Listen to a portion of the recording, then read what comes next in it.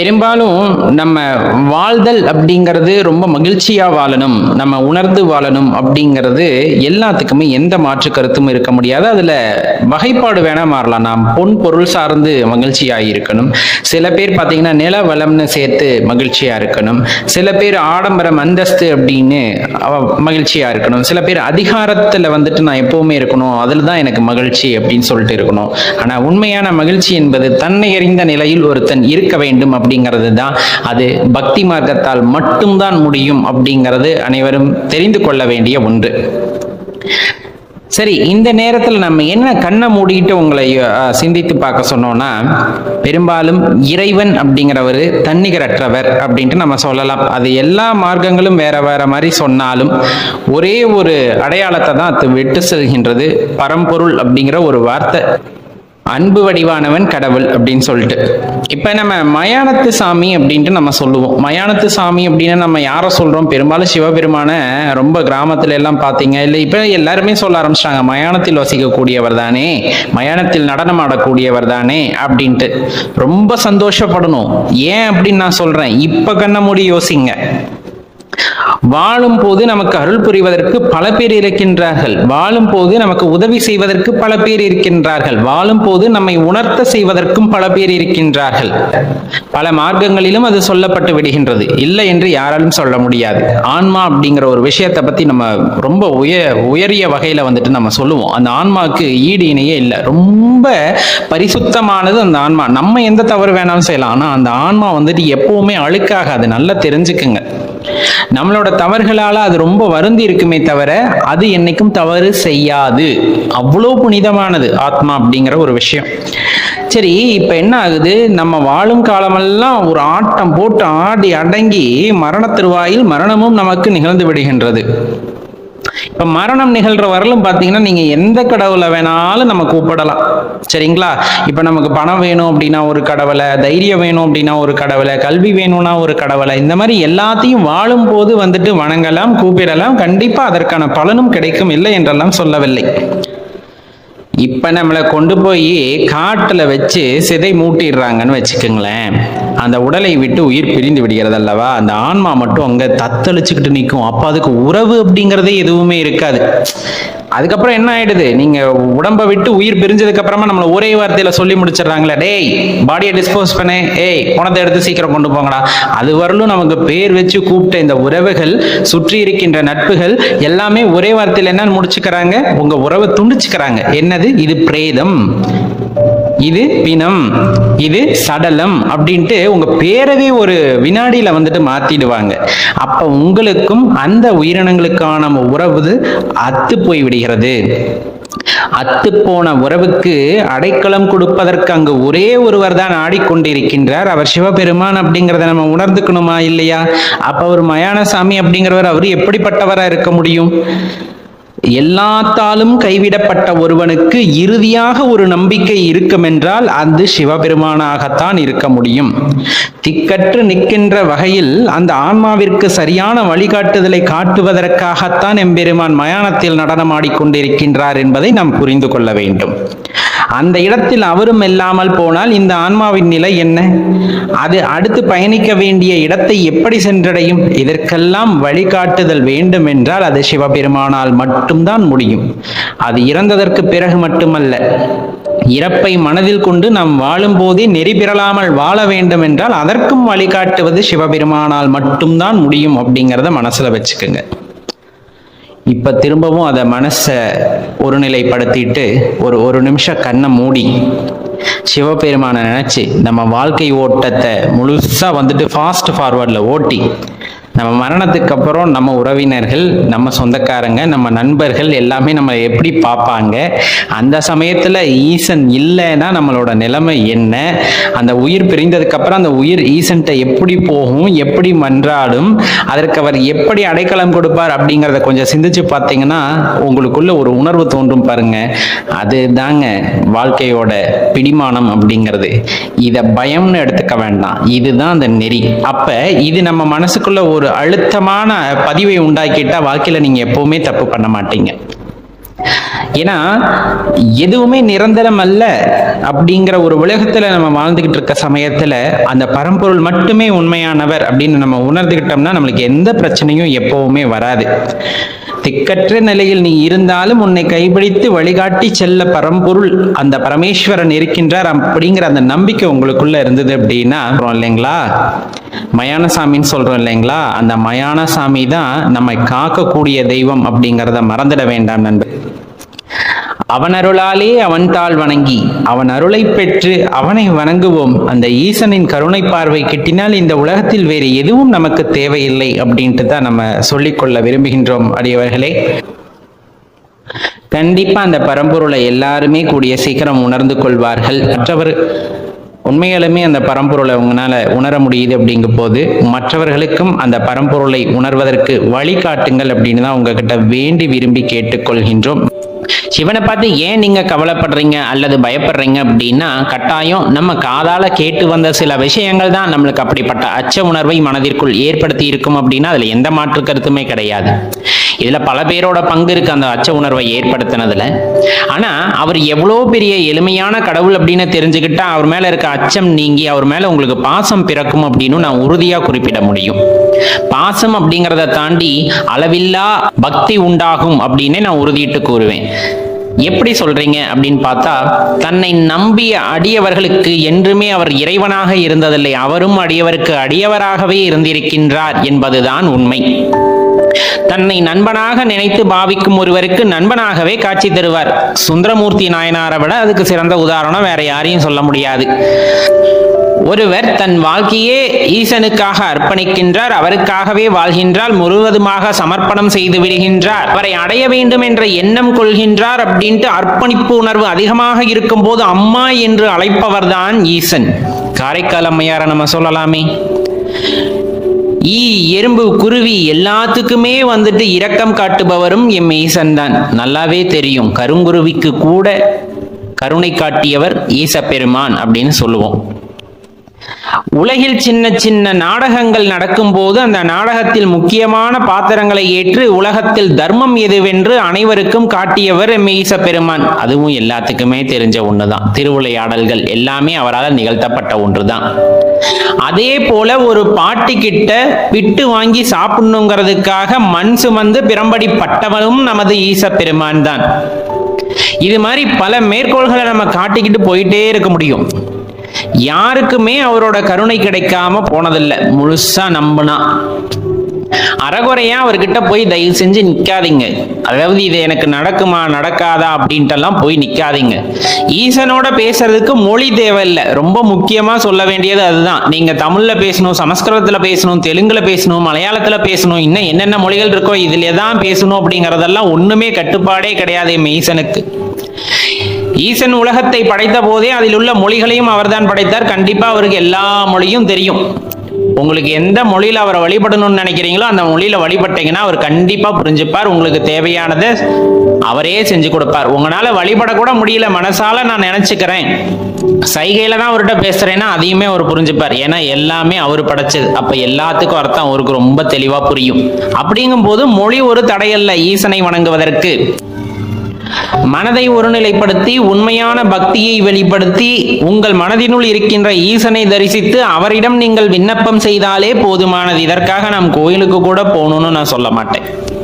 இல்ல நான் கோயிலுக்கு போய் தான் சிவபெருமானை பார்ப்பேன், எனக்கு அப்பதான் அந்த திருமேனியை பார்க்கும் போதுதான் எனக்குள்ள அந்த சிவனை பார்த்த உள்ளுணர்வே ஏற்படும் அப்படின்னா அது ஒரு சிலருக்கு கண்டிப்பா இருக்கும். கட்டாயம் அதுல எந்த தவறுமே இல்லை. போய் அந்த இடத்துல நின்றுட்டு பார்க்கும் போதே சில பேத்துக்கு கண்ணீர் கொட கொட கொட கொடன்னு கொட்டும்.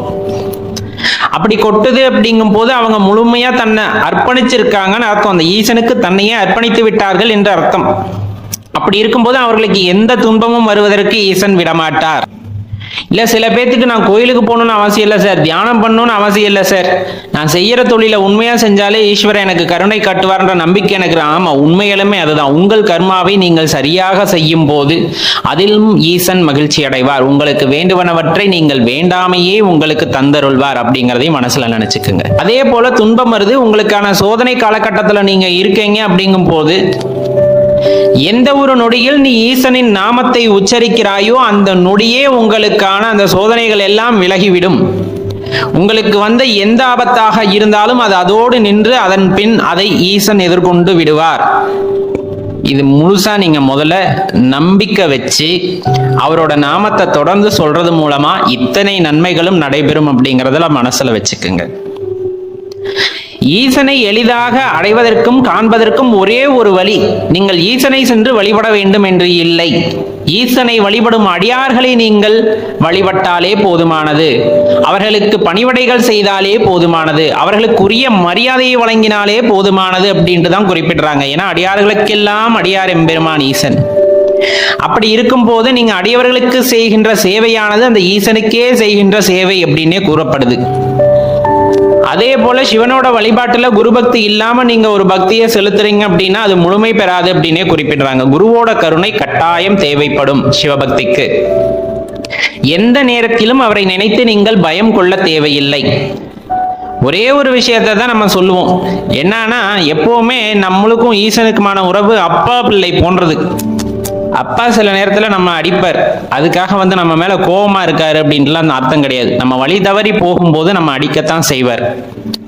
அதே நீங்க நல்லது செஞ்சீங்க அப்படின்னா உங்களுக்கு தேவையான எல்லாத்தையுமே அவர் செஞ்சு தருவார். உங்களுக்கு சரியான வழிகாட்டுதலை காட்ட வேண்டியதுதான் ஒரு அப்பாவோட கடமை. அதைத்தான் ஈச பெருமான் செய்து வருகின்றார். ஒரு சில நேரங்களில் சோதனைகள் வரும்போது அது உங்களுக்கான தண்டனையாக எடுத்துக்கொள்ளாதீர்கள். உங்களை வழி நடத்துவதற்காக ஈசன் காட்டுகின்ற வழியாக நினைத்துக் கொள்ளுங்கள். அதிலிருந்து மீண்டு வந்தீங்க அப்படின்னாலே கட்டாயம் உங்களுக்கான வாழ்க்கை ரொம்பவே பிரகாசமா இருக்கும்.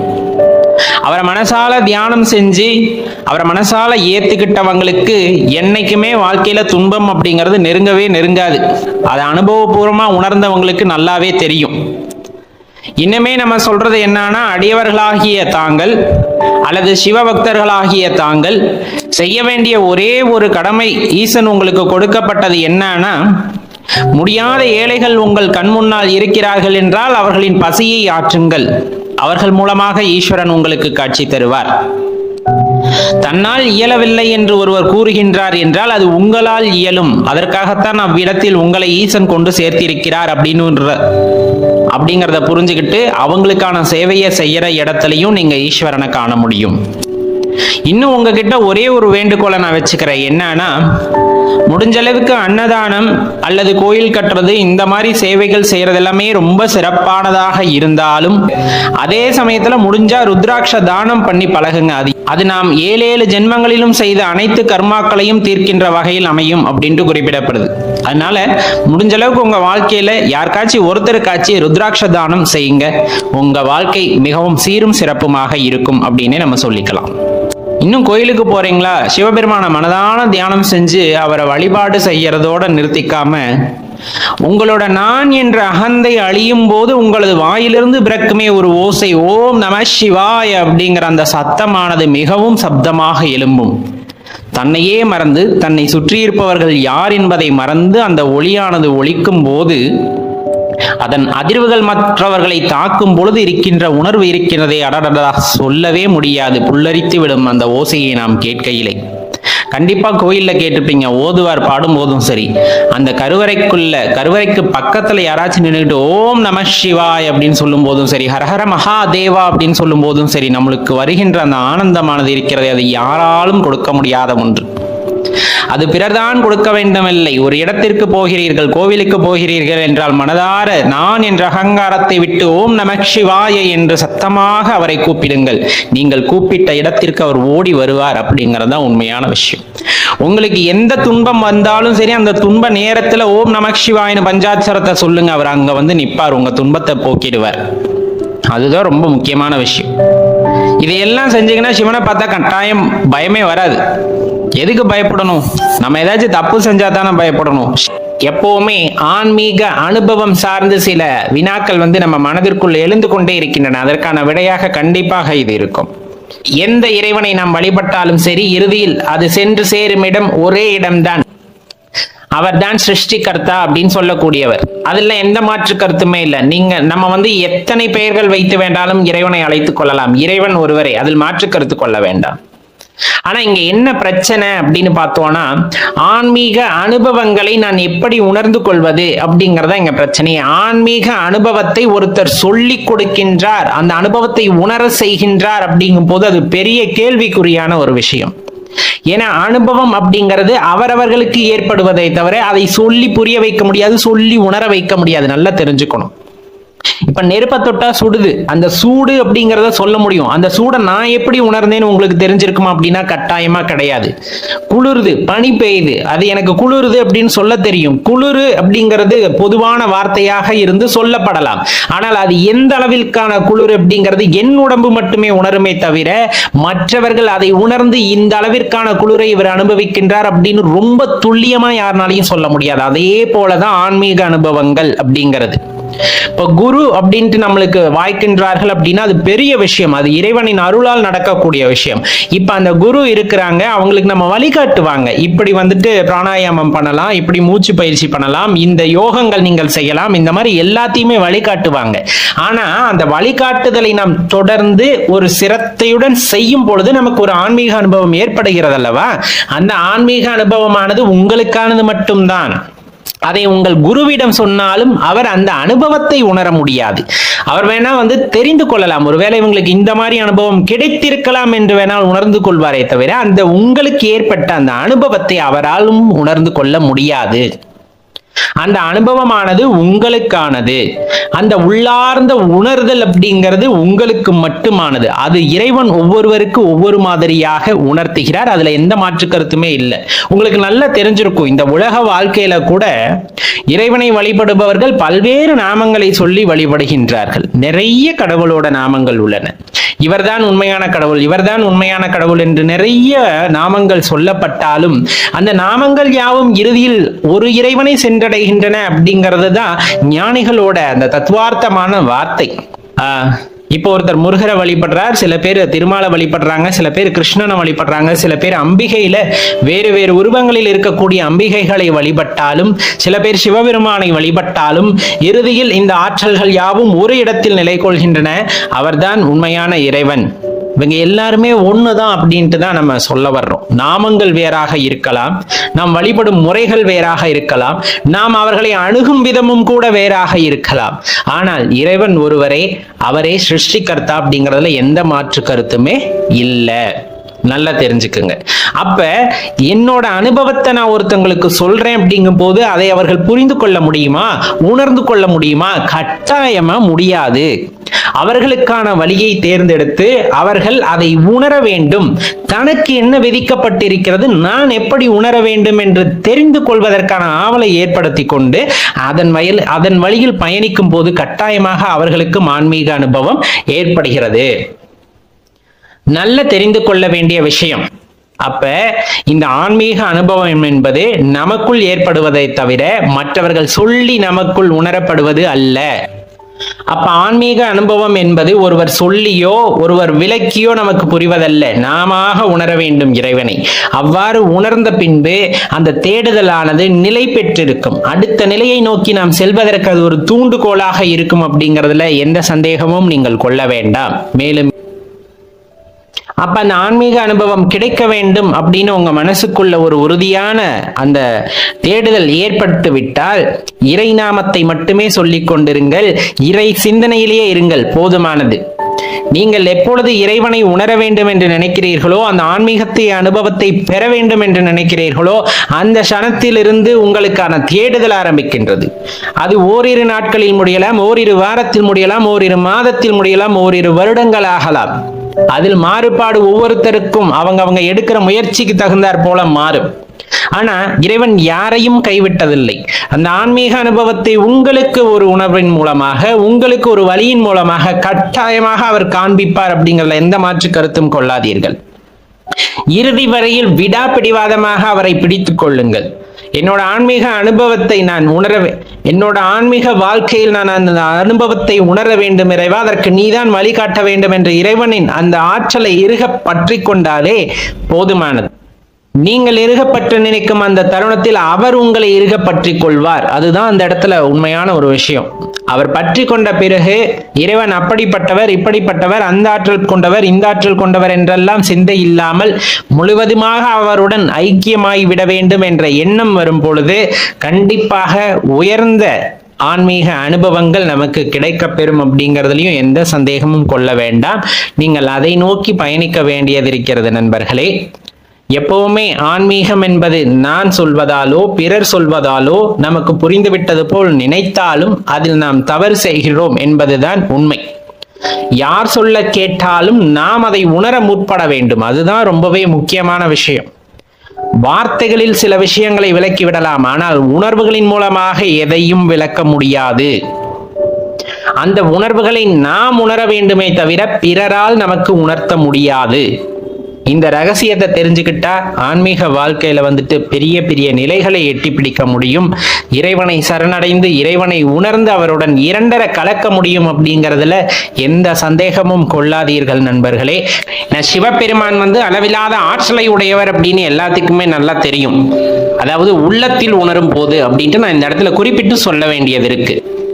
அதே போல எல்லா உயிர்களிலும் நாம் சிவத்தை காண்போம் அப்படிங்கிறது இதுக்கு பொருந்தும். சரி, இப்ப நம்ம என்னெல்லாம் பண்ணணும் அப்படிங்கிறத பார்க்கலாம். மனதார பூஜை செய்ய வேண்டும், மனதார பூஜை செய்ய வேண்டும். திரும்பி சொல்லி பாருங்க, மனதார பூஜை செய்ய வேண்டும். சிவ வழிபாடு அப்படிங்கிறது புறத்தே செய்வதல்ல, அகத்தே செய்வதுதான் சிவ வழிபாடின் உத்தமம் அப்படிங்கிறத எல்லாருமே நல்லா புரிஞ்சுக்கணும். நம்ம போறோம், கோவிலுக்கு பால் வாங்கி தர்றோம், தயிர் வாங்கி தர்றோம், வில்வம் வாங்கி தர்றோம் அப்படிங்கும் போது அதெல்லாம் வாங்கி தந்துட்டு நம்ம ஒரு பக்கம் வேடிக்கை பார்த்துக்கிட்டு இருந்தா அதுல ஒரு பிரயோஜனமே இல்லை.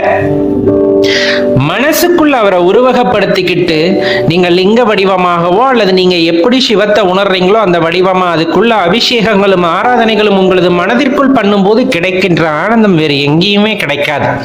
அப்ப நம்ம அப்படிதான் கட்டாயமா பண்ணணும் அப்படிங்கிறதையும் இந்த இடத்துல நினைச்சுக்கோங்க. ஏன்னா உங்க உள்ளமே கோவிலாக மாறும் போது நீங்க ஒரு எல்லையற்ற இன்பம் காணக்கூடிய ஒரு நபராக மாறி விடுகிறீர்கள். அப்ப இந்த உலகத்துல உள்ள ஜீவராசிகளை எல்லாம் நேசிக்கின்ற மனிதனாக ஆகிவிடுகின்றீர்கள் அப்படிங்கிறது தான் இதுக்குள்ள இருக்க தாற்பயம். பெரும்பாலும் உள் ஆனந்தத்தை நாம் தினம் தினம் ஒவ்வொரு நிமிடமும் ஒவ்வொரு வினாடியும் அனுபவித்துக் கொள்கின்றோம். அது என்ன உள் ஆனந்தம்? சிவனை உணர்ந்துட்டாலே நம்ம உள்ளுக்குள்ள ஒரு பரவச நிலை உண்டாகும். அந்த ஆனந்தத்தை நாம் மட்டும் அனுபவித்துக் கொண்டிருக்கின்றோம். அப்படிங்கும் போது அது சரியான விஷயமாக இருந்தாலும் நாம் எதற்கு கடமைப்பட்டுள்ளோம் அப்படின்னா, நாம் அனுபவிக்கின்ற இந்த ஆனந்தத்தை இந்த உலகத்தில் இருப்பவர்கள் அனைவரும் அனுபவிக்க வேண்டும் என்ற எண்ணம் நமக்கு முதலில் வர வேண்டும். நாம் குருவாக இருந்து மற்றவர்களுக்கு வழிகாட்ட வேண்டும். நான் குருவா, என்ன குருவா ஏத்துப்பாங்களா? இல்ல நான் உண்மையாலுமே குருவா? மனதார சிவத்தை மற்றவர்களுக்கு போதிக்க வேண்டும் என்ற நிலையில் அவர்களுக்குள் உள்ள அறியாமையை போக்கி அவர்களுக்குள் உள்ள சிவத்தை நீங்கள் உணர வைக்க முற்படும் போதே நீங்கள் குருவாகின்றீர்கள்.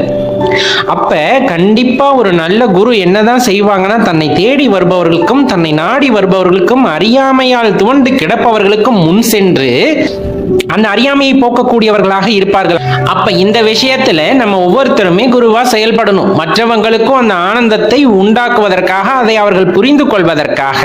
ரொம்ப முக்கியம். நம்ம கோவிலுக்கு போய் தான் பூஜை செய்யணும் அப்படிங்கிற அவசியம் கிடையாது. அங்க அர்ச்சனை செய்யணும்னு அவசியம் கிடையாது. தினம் தினம் காலையில நம்ம எந்திரிக்கிறோமா, எந்திரிச்சதுமே சிவாய நம்ம அப்படின்னு மனசார உணர்ந்து சொல்ற அந்த ஒரு வார்த்தை நமக்குள்ள இருக்க எல்லா அகங்காரத்தையும் போக்கிவிடும். நமக்குள்ள இருக்கின்ற பக்தியை மேம்படுத்தும் அப்படிங்கிறது எல்லாத்துக்குமே தெரிஞ்சதை தான். அதை நம்ம தொடர்ந்து செய்யணும். முடிஞ்ச அளவுக்கு நம்மளுக்கு சுத்தி இருக்கவங்களுக்கும் அந்த சிவாய நமங்கிற மந்திரத்தை உள்ளுக்குள்ளேயே சொல்ல கத்து கொடுக்கணும். யாவர்க்குமாம் ஒரு பச்சிலை சொல்லப்பட்டிருக்கு இல்லையா? அப்ப சிவன் கோயிலுக்கு போனோம்னா குறைந்தபட்சம் நம்ம என்ன வாங்கிட்டு போகலாம்? வில்வம் வாங்கிட்டு போகலாம், தண்ணீர் வாங்கிட்டு போகலாம். உங்களால வாங்க முடியலன்னா வில்வ மரத்துல இருந்து பறிச்சுட்டு போகலாம். அது கூட முடியாம கண்டிப்பா இந்த இறைவன் யாரையும் படைத்திருக்க மாட்டான். கண்டிப்பா அதை கொண்டு போய் அங்க அர்ச்சனைக்கு கொடுக்கும் போதோ அபிஷேகம் பண்ணும் போதோ நம்ம மனசு இருக்கும் பாருங்க, நம்ம கொடுக்குற அந்த பூ அந்த இறைவனோட பாதத்துக்கு போயிட்டா போதும். தலைக்கு போகணும்னு அவசியம் இல்லை. அந்த கருவறைக்குள்ள போயிடுச்சுனாலே நமக்குள்ள வர்ற சந்தோஷத்தை வேற யார்கிட்டையுமே சொல்ல முடியாது. நம்ம ரொம்ப முக்கியமா கடமைப்பட்டுள்ள ஒரு விஷயம் என்னன்னா, சிவனை பத்தி இருக்கக்கூடிய சில குழப்பங்களை தீர்க்க வேண்டியது நம் பொறுப்பு அப்படிங்கிறத நல்லா தெரிஞ்சுக்குங்க. சிவன் மீது உள்ள சில மாய பிம்பத்தை இந்த மக்களுக்குள் இருக்கின்ற மாய பிம்பத்தை போக்குவதும் நமது அடிப்படை கடமையாம். ஆம், என்ன என்ன அப்படி ஒரு குழப்பம் அவங்களுக்கு இருந்திருக்க போகுது அப்படின்னு நீங்க கேட்கலாம். ஆனா மற்றவர்கள் அறியாமையில் இருக்கிறார்களே, அதை போக்க வேண்டிய கடமை யாருடையது? நம்மளதல்லவா? என்ன மாதிரியான அறியாமைகள் எல்லாம் இருக்கிறார்கள். நான் சொல்வது உங்களுக்கு வேடிக்கையா கூட இருக்கும். இப்படி எல்லாம் இருக்காங்களா? நான் அனுபவப்பட்டேன். ஒரு வாரத்துக்கு முன்னாடி கூட அனுபவப்பட்டேன். இன்னுமே மக்கள் மனசுல சிவனோட அந்த பிரசாதம், அது கோடி கோடியா கொடுத்தாலும் கிடைக்காத அந்த விபூதியை வீட்டுக்கு எடுத்து செல்ல வேண்டாம் அப்படிங்கிறாங்க. ஆனா அது எவ்வளவோ பெரிய பிரசாதம் அல்லவா? அது கிடைக்குமா? முதலில் அதை அப்படியே போட்டுட்டு வர்றாங்க இல்லைங்களா? அதை பத்தின விழிப்புணர்வு நாம் ஏற்படுத்த வேண்டியது நமது கடமை. எல்லா உயிருக்குள்ளும் உறைந்திருப்பதும் அந்த ஈசன் தான் அப்படிங்கிறத எல்லாத்துக்கும் தெரிய வைக்கணும் இல்லைங்களா? அதுக்கு நம்ம ரொம்பவே கடமைப்பட்டிருக்கோம் இந்த இடத்துல. அதே போல நமக்குள்ள அடிப்படை கடமையாதெனில் மற்றவர்களை சிரிக்க வைத்து அதன் மூலமாக நாம் சிவனை காண வேண்டும் அப்படிங்கிறதா நமக்குள்ள இருக்க தத்துவம். கண்டிப்பா எல்லாருமே இதை உணர்ந்தவங்க தான். நம்மை சுற்றி யாருமே சோகமா இருக்கக்கூடாது. அவங்கள எப்பவுமே ஆனந்தமா வச்சுக்கிட்டு இருக்கணும். அப்படி ஆனந்தமா நம்ம வச்சுக்கிட்டோம்னாலே சிவனோட அருள்பாக்கியம் நமக்கு கிடைத்து விட்டது அப்படிங்கிறது தான் அந்த இடத்துல நம்ம உணர வேண்டியதா இருக்கும். பிரபஞ்சம் அப்படிங்கிறதுக்குள்ள வியாபித்திருக்கின்ற அந்த அளவற்ற ஆற்றலை நம்முள் நாம் காண வேண்டும். அதை பிறருக்கும் உபதேசிக்க வேண்டும் அப்படிங்கிறத இந்த நேரத்தில் நம்ம தெரிஞ்சுக்கணும். ரொம்ப முக்கியம். அடியவர்களுக்கும் அடியவர் நாம், சிவனோட அடியவருக்கும் அடியவர் நாம். எப்ப அந்த அடியவர்களுக்கும் நாம் உதவி செய்கின்றோமோ, அவர்களுக்கு சேவை செய்கின்றோமோ, அப்பொழுதே நாம் சிவனின் அருளை பெற்று விடுகிறோம் அப்படிங்கிறத நம்ம புரிஞ்சுக்கணும். சிவனின் அடியவர்களுக்கும் சரி, இந்த உலகத்தில் இல்லாதப்பட்டவர்களுக்கும் சரி, நாம் ஒரு தொண்டு செய்கின்றோமா என்றால் அது அந்த சிவனுக்கே செய்த தொண்டாகத்தான் கட்டாயம் இருக்கும். அதே போல கடவுள் எனக்கு இதை செய்யணும், அதை செய்யணும், அவ்வளோ பணத்தை கொடுக்கணும், தொழில முன்னேற்றத்தை கொடுக்கணும், இதெல்லாம் சிவனை உண்மையான பக்தியோட வழிபடுறவங்க யாருமே கேட்க மாட்டாங்க. இதுக்காகவா நம்ம சிவன் கிட்ட போறோம்? கண்டிப்பா கிடையாது. இந்த வாழ்க்கையோட உண்மை பொருள் என்னன்னு தெரிஞ்சுக்கிறதுக்காக போறோம். அப்ப நம்ம எதுவுமே கேட்க தேவையில்லை, எதுவுமே கேட்க வேண்டாம். அந்த சிவனை பார்த்துட்டு கண்கலங்கி நிக்கிற அந்த ஒரு நிமிஷம் நமக்கு போதும், அந்த ஆனந்தம் நமக்கு போதும் அப்படிங்கிற மனதோட இருந்தோம்னா கட்டாயமா இந்த வாழ்க்கையோட உள்ளர்த்தம் நமக்கு புரிய வைப்பார் அப்படிங்கிறத மனசார ஏத்துக்கணும். இங்க என்ன பிரச்சனை அப்படின்னா, கஷ்டத்துக்காக கோவிலுக்கு போனா கஷ்டம் தீந்துடணும் அப்படின்னு நினைக்கிறாங்க. கஷ்டம் அப்படிங்கிறது எல்லா மனிதர்களுக்கும் இருக்கும். கடவுளை வழிபடுபவர்களுக்கு மட்டுமல்ல, கடவுள் இல்லை என்று சொல்பவர்களுக்கு மட்டுமல்ல, இந்த உலகத்தில் பிறந்த ஒவ்வொரு ஜீவராசிக்கும் கஷ்டம் இருக்கின்றது. இந்த மனித குலத்தால் மற்ற உயிரினங்களுக்கு வராத கஷ்டமா நமக்கு வந்து விட்டது கிடையாது இல்லையா? அப்ப கஷ்டம் அப்படிங்கிறது வாழ்க்கையோடு ஒரு அங்கம். அதை நீங்க பெருசா நினைச்சீங்கன்னா பெருசா தான் இருக்கும். அதனால அதை பத்தி கவலைப்படாம சிவன் மேல, அந்த ஈஸ்வரன் மேல எல்லா பாரத்தையும் போட்டுட்டு வாழ்க்கையை நடத்தணும் அப்படின்னா கட்டாயம் இந்த வாழ்க்கை ஆனந்தமாக இருக்கும் அப்படிங்கறத எந்த மாற்று கருத்துமே கிடையாது நண்பர்களே. நம்மளுக்குள்ள பல எண்ணங்கள் அப்பப்ப வந்துட்டு போகும், வந்துட்டு போயிடும். நம்ம தான் கடவுள் அப்படின்னு சொன்னோம்னா அந்த நிமிடத்துல நம்மளுக்கு அந்த எண்ணம் வரும், அப்புறமா போயிடும். நம்ம நல்லவங்க அப்படின்னு சொன்னோம்னா, ஆமா நான் நல்லவன் அப்படிங்கிற அந்த நிமிடத்துல தோணும், அப்புறமா போயிடும். இந்த நிகழ்காலத்துல வாழணும் அப்படின்னு சொன்னோம்னாலும் அப்படித்தான். அந்த எண்ணமானது வரும், கொஞ்சம் முயற்சி பண்ணுவோம், அந்த எண்ணமானது அப்படியே போயிடும். இதெல்லாம் ஏன் அப்படின்னா மாயை அப்படிங்கிற ஒரு விஷயத்தை வச்சு சொல்லுவாங்க. நம்ம தான் கடவுள்னு சொல்றாங்க, நமக்குள்ள அந்த கடவுள் தன்மை இருக்கு அப்படின்னு சொல்றாங்க. நம்மளால அதை வேறுபடுத்தி பார்க்க முடியல அப்படின்னா மாயைக்கு ஆட்பட்டு இருக்கின்றோம் அப்படின்னு சொல்றது. மாயைன்னு என்ன? எல்லாம் பொய் அப்படிங்கிறது. எல்லாம் பொய்யா இருந்தா நான் எப்படி பேச முடியும், நீங்க எப்படி கேட்க முடியும்? இந்த மாதிரி நிறைய விஷயங்கள் இருக்குல்லவா? இது எப்படி நான் உணர்ந்துக்க முடியும்? நான் பார்க்கறது பொய், நான் கேட்கறது பொய், இப்படின்னு நான் எப்படி உணர்ந்து கொள்ள முடியும்? ஒரு சின்னதா ஒரு முயற்சி பண்ணி பார்க்குறீங்களா? விளக்கு ஏற்றிருப்போம், பூஜை அறையில் நீங்க ஒரே ஒரு விளக்கை ஏற்றிக்குங்க. 2 கண்ணையும் முழிச்சு நல்லா பாருங்க, ஒரு விளக்கு தான் அங்கே எரியும். கொஞ்சமா கண்ணை சுருக்கி அதே விளக்கை உத்து பாருங்க, ஒன்று தான் எரியும். இன்னும் கொஞ்சம் சுருக்கி நல்லா உத்து பாருங்க, 2ஆ மாறும். உண்மையா அங்க 2 விளக்கா எரியுது? எரிவது ஒரு விளக்குத்தான். உன் பார்வைக்கு அது 2ஆக பிளவுபடுகிறது. அப்ப அந்த இடத்துல உண்மைத்தன்மை என்ன அப்படிங்கிறத எப்படி நீங்க கண்டுபிடிக்க முடியும்? அப்ப நீங்க பார்ப்பது உண்மையா? அப்ப நம்ம பார்க்கறதெல்லாம் உண்மைன்னு நினைச்சா அப்ப அந்த இடத்துல 2 விளக்கு எரியணும் இல்லையா? நீங்க இந்த பயிற்சியை மேற்கொண்டீங்கன்னா கண்டிப்பா உங்களுக்கு தெரியும். அந்த இடத்துல நம்ம பார்வைக்கு 2 விளக்குகள் எரிவது போல் தெரிகிறது அப்படின்னா அப்ப அந்த இடத்துல 2 விளக்கு இருந்திருக்கணும். இல்லையே, ஒரு விளக்கு தானே இருக்கு. அது ரொம்ப எளிய ஒரு விளக்கம் இதற்கு.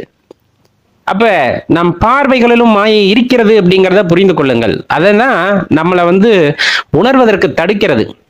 நம்மள இருக்கின்ற அந்த இறைவனை உணர்வதற்கு தடுப்பது அப்படிங்கிறது அந்த மாயை தான். இல்ல அப்படிலாம் கிடையாது, எனக்குள்ள இறைவனோட சக்தியெல்லாம் இருக்காது, எனக்குள்ள அந்த ஆற்றல்லாம் எங்க போய் இருக்க போகுது, நான்லாம் இவ்வளவு தவறான செயல்களை செய்கின்றேன், இவ்வளவு வீரியத்தை இழந்து விட்டேன், இந்த மாதிரி நிறைய விஷயத்த நம்ம யோசிக்க யோசிக்க அந்த மாயையானது மேலடிக்கிறது. நம்முள் இருக்கின்ற ஆற்றலை உணர்வதற்கு அது தடை போடுகிறது, அவ்வளவுதான். ஆனா அதையெல்லாம் மீறி ஒருத்தர் பயணிக்கும் போதுதான் அந்த இலக்கு அவங்களால எளிதில் எட்டி அடைய முடிகிறது. நம்மளுக்கு ஒரு தெளிவு வேணும் அப்படின்னம்னா நம்ம என்ன பண்ணுவோம் அப்படின்னா குருவை நாடி செல்வோம். குரு வழிகாட்டுவாங்க, இப்படி எல்லாம் பண்ணணும், இந்த மாதிரி சாதகம் பண்ணணும், இந்த மாதிரி மந்திர உபதேசங்கள் கொடுத்துட்டு இதெல்லாம் நீங்க சொல்லணும், இப்படி தியானம் பண்ண முயற்சி பண்ணுங்க, இந்த மாதிரி நிறைய விஷயங்களை சொல்லுவாங்க. சொன்னதுமே உங்களுக்கு பலித்தமாயிடுமா, சொன்னதுமே உங்களுக்கு பலித்தமாயிடுமா அப்படிங்கிற அந்த கேள்வியே நம்ம மனசுக்குள்ள வந்துடும். இப்ப நம்ம கேட்டுட்டோம், நமக்கு இது பிடிபட்டு விடுமா அப்படிங்கிற அந்த ஒரு எண்ணமானது மனதுக்குள் வந்து விட்டாலே முடிஞ்சு போச்சு. எப்பவுமே இறைவனை சரணடைவது போல் குருவையும் சரணடைந்து விடுங்கள், குருவையும் சரணடைந்து விடுங்கள். இப்ப நிறைய சொல்லுவாங்க, தொடு தீட்சை, ஸ்பரிச தீட்சை, இந்த மாதிரி நயன தீட்சை சொல்லிக்கிட்டே போவாங்க. இதுல எதுவாக இருந்தாலும் குரு பார்த்து உங்களை கண்டு கொண்டு விட்டார் அப்படிங்கும் போது உங்களுக்குள்ள ஒரு தெளிவை ஏற்படுத்துவார். அதுதான் அந்த தீட்சைன்னு சொல்றது. ஏதோ ஒரு விஷயத்தின் மூலமா உங்களுக்குள்ள ஒரு புரிதலை, தெளிவை உண்டாக்குதல் அப்படின்னு சொல்லக்கூடியது. ஆனா ஒரு விஷயத்தை இந்த இடத்துல ரொம்ப தெளிவா தெரிஞ்சுக்குங்க. இப்ப நான் ஒரு விளையாட்டு போட்டியில கலந்துக்கிறேன், அந்த விளையாட்டு போட்டியில நான் வெற்றி பெறணும் அப்படிங்கும் போது ஓட்டப்பந்தயம்னு வச்சுக்கோங்களேன், ஒரு 100 மீட்டர் ஓட்டப்பந்தயத்துல நான் ஓடுறேன், நான் வெற்றி பெறணும், என்னோட இலக்கு அதுதான். இப்போ எனக்கு அதுக்கு எப்படி ஓடுறதுன்னு தெரியல, எனக்கு முறையான பயிற்சியை கொடுப்பதற்கு ஒரு பயிற்சியாளரை நியமிக்கிறாங்க. பயிற்சியாளர் ரொம்பவே திறமைசாலின்னு வச்சுக்கோங்க, கிட்டத்தட்ட ஒலிம்பிக்ல கோல்டு மெடல் வாங்கினவரை கொண்டாந்து உங்களுக்கு பயிற்சியாளராக வைக்கிறாங்கன்னு வச்சுக்கோங்களேன். அவர் எல்லா வித நுணுக்கங்களையும் சொல்லி கொடுத்து விடுகிறார், எல்லா வித நுணுக்கங்களையும் உங்களுக்கு சொல்லி கொடுத்து விடுகிறார். இப்போ உங்களை கொண்டு போய் களத்துல நிறுத்துறாங்க, நீங்க அதே போல கோல்டு மெடல் வாங்கிட முடியுமா? வாங்கிடலாம். எப்பனா நமக்கு நாம் சுய பயிற்சி செய்து கொள்ள வேண்டும். அவர் எல்லா நுணுக்கங்களையும் சொல்லி கொடுத்து விட்டார், ஆனால் அந்த நுணுக்கங்களை எல்லாம் நாம் சரியாக பயிற்சி செய்தோமா அப்படிங்கிற விஷயத்துல தான் நம்மளோட வெற்றி அப்படிங்கிறது இருக்கு. இல்லைன்னா எவ்வளவு பெரிய குரு உங்களுக்கு உபதேசம் கொடுத்தாலும் உங்கள் மீது உங்களுக்கு நம்பிக்கை இல்லாத வரை, நீங்கள் சரியான பயிற்சியில் ஈடுபடாத வரை எதுவுமே செய்ய முடியாது. உணவை எடுத்து கொடுப்பார் குரு, உங்க உடலுக்கு ஆற்றல் வரணும் அப்படின்னா நம்ம அதை எடுத்து சாப்பிடணும். அதை வேடிக்கை பார்த்துக்கிட்டே இருந்தா அப்படியே ஆற்றலானது உங்கள் உடலுக்கு வராது. அப்ப முறையான பயிற்சி அப்படிங்கிறது ஒருத்தர்கிட்ட இல்லை அப்படிங்கும் போது, அர்ப்பணிப்பு உணர்வு ஒருத்தர்கிட்ட இல்லை அப்படிங்கும் போது சுட்டு போட்டாலும் எதுவும் வராது, சுட்டு போட்டாலும் எதுவும் வராது. அப்ப தேவையானது அப்படிங்கிறது அர்ப்பணிப்பு உணர்வு, குருவை சரணடைதல் அப்படின்னு சொல்லக்கூடியது. குரு என்ன சொன்னாலும் அதை கேட்டுக்கொண்டு அது முறையான பயிற்சியை செய்து அதில் எதுவும் சந்தேகங்கள் இருப்பின் அதை தெளிவுபடுத்திக் கொள்ள வேண்டியது ஒவ்வொருவரின் கடமையும் கூட. அப்ப ரொம்பவே தெளிந்து கொள்ள வேண்டிய விஷயம், நம்முள் இறைவன் இருக்கின்றார், இறைவனாக நீங்கள் இருக்கிறீர்கள் அப்படிங்கும் போது அதை ஏற்க மறுப்பது மாயை. அதிலிருந்து நீங்கள் விடுபட்டு வர வேண்டும் என்றால் கண்டிப்பா உங்களுக்கு தேவை விழிப்புணர்வு நிலை அப்படின்னு சொல்லக்கூடியது. என்ன நடக்குது அப்படிங்கிறத கவனிக்கிறது, இந்த நிமிடத்தில் வாழக்கூடிய அந்த ஆற்றலை வளர்த்து கொள்வது, சக உயிரினங்களை மதிப்பது, அன்பை பரப்புவது. இப்ப எல்லாமே சொல்றாங்களா, அன்பே கடவுள், அன்பே சிவம். ஏன் சொல்றாங்க? அப்ப அன்பு ஒருத்தர்கிட்ட இருக்கும் பொழுது இறைவனாக பார்க்க முடியுமா, இறைவனை உணர முடியுமா? கண்டிப்பா அந்த ஒரு உணர்வுக்கு இறைவனை நமக்கு அடையாளம் காட்டக்கூடிய தன்மை உண்டு அப்படின்ட்டு குறிப்பிடுறாங்க. சக உயிரினத்தின் மீதும் தன் மீதும் அன்பு காட்ட தெரிந்தவனுக்கு இறைவனை எளிதில் இனம் கண்டு கொள்ளலாம் அப்படின்ட்டு குறிப்பிடுறாங்க. பார்க்கிற உயிரெல்லாம் உங்ககிட்ட இருந்து வேறுபடுத்தி பார்க்க கூடாது. எந்த ஒரு வினையாற்றினாலும் அதை எனக்கு செய்யும் போது நான் எப்படி உணர்வேனோ அதே போல அந்த உயிரினத்தின் நிலையிலிருந்து நாம் யோசிக்கும் பொழுதுதான் அந்த உண்மையான அன்பு அப்படிங்கிறது வெளிப்படுகிறது. அந்த உண்மையான அன்பு அப்படிங்கிறது வெளிப்படும் போது அதன் வாயிலாக இறைவன் நமக்கு காட்சி அளிக்கின்றார். இந்த அன்பு அப்படிங்கிறது ரொம்ப முக்கியமா எல்லா இடத்துலையும் குறிப்பிடப்படும். எந்த ஞானிகள் குறிப்பிட்டாலும் அன்பு ரொம்ப முக்கியம் அப்படின்ட்டு குறிப்பிடுவாங்க. அது சொல்லப்போனா தனியான ஒரு உணர்வு அன்பு அப்படிங்கிறது. அது இயல்பா எல்லாத்துக்குள்ளேயும் வந்துறதில்லை. அதை அனுபவிக்கும் போது அது பெருக்கெடுக்கிறது, அன்பானது பெருக்கெடுக்கிறது. ஒருத்தர் மீது உண்மையான அன்பு வைத்து பார்த்தீர்கள் என்றால் உங்களுக்கு தெரியும். அதுவும் சக ஜீவராசிகள் மீது உண்மையான அன்பை வைத்து விட்டீர்கள் என்றால் உங்களுக்கு நன்றாக தெரியும். அப்படியே அந்த உயிரினத்துடன் இரண்டரை கலந்து விடுவோம். அதுக்கு என்ன நடந்தாலும் நமக்கு தெரியும். அதுக்கு அடுத்து என்ன நடக்க போகுதுன்னு நமக்கு தெரியும். ஏன்னா அந்த உணர்ச்சி ஒத்த நிலை அப்படிங்கிறது அந்த இடத்துல ஏற்பட்டுவிடும். அப்ப அந்த அன்பின் பெருக்கம் அப்படிங்கிறது இறைவனை நம்முள் அடையாளம் காட்டும் அப்படிங்கிறத இந்த இடத்துல தெளிவா தெரிந்து கொள்ளுங்கள். அதே போல குருமுகமாக நாம் என்ன பயிற்சியை மேற்கொண்டாலும் நம்மோட ஈடுபாடு அர்ப்பணிப்பு உணர்வு இல்லாமல் எதுவும் சாத்தியமில்லை. எப்பவுமே நான் இப்படி எதிர்மறையாவே பேசக்கூடாதுன்னு நினைப்பேன். இதை எப்படி சொல்லலாம்? அர்ப்பணிப்பு உணர்வுடன் முழு முயற்சியுடன் குரு அளித்த அந்த வித்தைகளை, கற்றுக் கொடுத்த வித்தைகளை, பயிற்சிகளை நாம் முறையாக செய்யும் பொழுது எல்லாமே சாத்தியமாகும். அப்படி வச்சுக்கலாம். எல்லாமே சாத்தியமாகும். எதிராக போகும்போது நமக்கு அது பலித்தமாவதில்லை. நிறைய பேத்துக்குள்ள இந்த வினா இருக்கு. அதனால தான் நான் கேட்குறேன். அதனால தான் நான் சொல்ல வேண்டியது இருக்கு. நிறைய பயிற்சி பண்றோம், ஆனா அடுத்த நிலை அப்படிங்கிறது என்னன்னு தெரிய மாட்டேங்குது அப்படின்னு. தியானம் அப்படின்னா என்னமோ என்னமோ நம்ம நினைச்சுக்கிறோம். தியானம் அப்படிங்கிறது ஒருநிலைப்பட்ட மனதுடன் நீங்கள் அமரும்போது உங்களோட இதய துடிப்பு உங்களுக்கு கேட்க வேண்டும். இரத்த சுழற்சியோட வேகமும் நமக்கு புரிய வேண்டும். மூச்சு எப்படி உள்ள போயிட்டு வருதுங்கிறத உங்களால உணர முடியுது அப்படின்னா அது தியான நிலைக்கு போயிட்டீங்கன்னு தான் அர்த்தம். இதுக்காக நமக்கு தெரியாத ஒரு இடத்துக்கு போய் இருள இருக்கோம், ஒரு வெளிச்சத்தை பார்க்குறோம், அதெல்லாம் அடுத்து. முதலில் உங்களுக்கு தெரிய வேண்டியது அமைதியாக அமரும் போது உங்கள் இதய துடிப்பு உங்களுக்கு கேட்க வேண்டும். அப்படி இருக்கும்போதே நீங்க ஒரு நிலைக்கு வந்துட்டீங்க அப்படின்னு அர்த்தம். அடுத்தடுத்த நிலை அப்படி அப்படியே படிப்படியா இறைவன் வழிகாட்டுவார், குரு வழிகாட்டுவார். கவலையப்படாதீங்க. எப்பவுமே சர்வேஸ்வரன் மேல பாரத்தை போட்டுட்டு நம்ம நல்ல விஷயத்த செய்வோம், நல்ல விஷயமே நமக்கு நடக்கட்டும் அப்படின்னு நினைத்து கொண்டால் எல்லாமே சாத்தியம்தான். எல்லாமே சாத்தியம்தான் அப்படிங்கிறத மறுப்பதற்கும் இல்லை, மறப்பதற்கும் இல்லை. ஓம் நம சிவாய.